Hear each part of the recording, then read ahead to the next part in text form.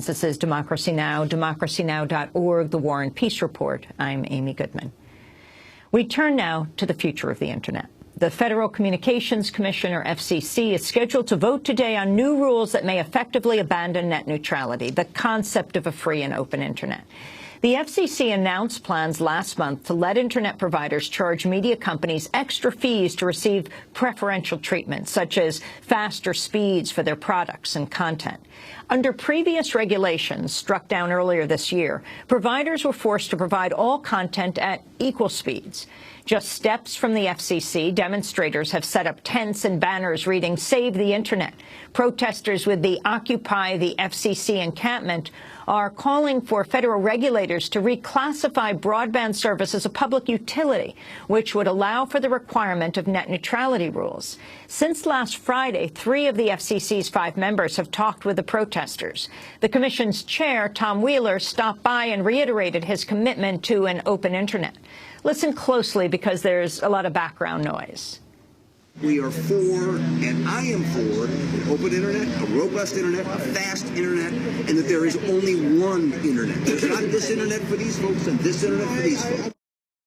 That was FCC Chair Tom Wheeler speaking to protesters at the Occupy the FCC encampment.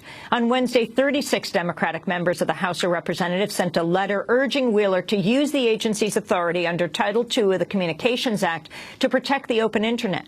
Meanwhile, the CEOs of 28 U.S. broadband providers and trade groups also wrote a letter to the FCC asking it not to classify broadband as a utility. The CEOs of AT&T, Comcast, Verizon Communications, and Time Warner Cable were among the executives who argued that regulating broadband would, quote, impose great costs, allowing unprecedented government micromanagement of all aspects of the Internet economy.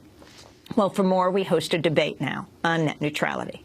Here in New York, we're joined by Timothy Carr, the Senior Director of Strategy at Free Press, a media reform organization. And joining us from Hong Kong is Joshua Steinle, the CEO of MWI, an online marketing firm. He's a contributor to Forbes, who just wrote a piece called, "Am I the Only Techie Against Net Neutrality?" Well, Tim Carr and Joshua Steinle, welcome to Democracy Now! Tim Carr, can you lay out what's at stake now before the FCC today? Sure. The FCC is in the process of making a new ruling to protect net neutrality. There have been a number of efforts in the past that were thrown out by the courts. The most recent one was in January. The FCC, under its new chairman, Tom Wheeler, has pledged to protect the open Internet. But according to reports that came out in the media about 3 weeks ago, he's actually proposing what's called a pay-for-prioritization plan, which is the opposite of net neutrality. It's a way that companies can pay to get into a fast lane on the Internet while relegating the rest of us to a slow lane. So what's happening today is the FCC is having a meeting to decide whether to put this proposal forward. It's likely that will happen today. And then there will be a process over several months where the public can comment and let the FCC know what they think about Chairman Wheeler's plan. Why is it called net neutrality? It's called net neutrality because it is the way that the Internet was supposed to work. This idea that when you go online, it doesn't matter whoever you are, you can connect to anyone else who's on the network. You simply have to pay whatever your monthly rate is to your Internet service provider, and they get out of your way. And that underlying principle of openness there is what has made the Internet such a great engine for free speech and diversity, economic innovation. Joshua Steinle, why are you against net neutrality? So to clarify my position, I'm not against net neutrality as a principle. I'm against net neutrality as legislation, and my primary motivation there is I'm against further government intrusion on the Internet. So I see the U.S. government as not being a trustworthy steward to take care of the Internet and ensure an open Internet. I don't like the telecoms. I'm definitely not on their side.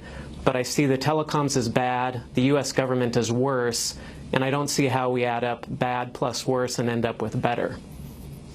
Your response to that, Tim Carr? Well, this isn't really about protecting the rights of telecom companies or protecting the rights of the U.S. government. It's about protecting the rights of Internet users. And we have had a long tradition of regulation of Internet providers. There's a misunderstanding here that net neutrality is a regulation of the Internet. It is not a regulation of the Internet. It is a regulation of Internet service providers, companies like Comcast, Time Warner Cable, Verizon, and AT&T. And there's a long history in communications law of regulations that protect the public interest. These are companies that when they come into your community have to lay their lines, they have to dig ditches or lay lines over telephone poles, and they strike franchise agreements with cities.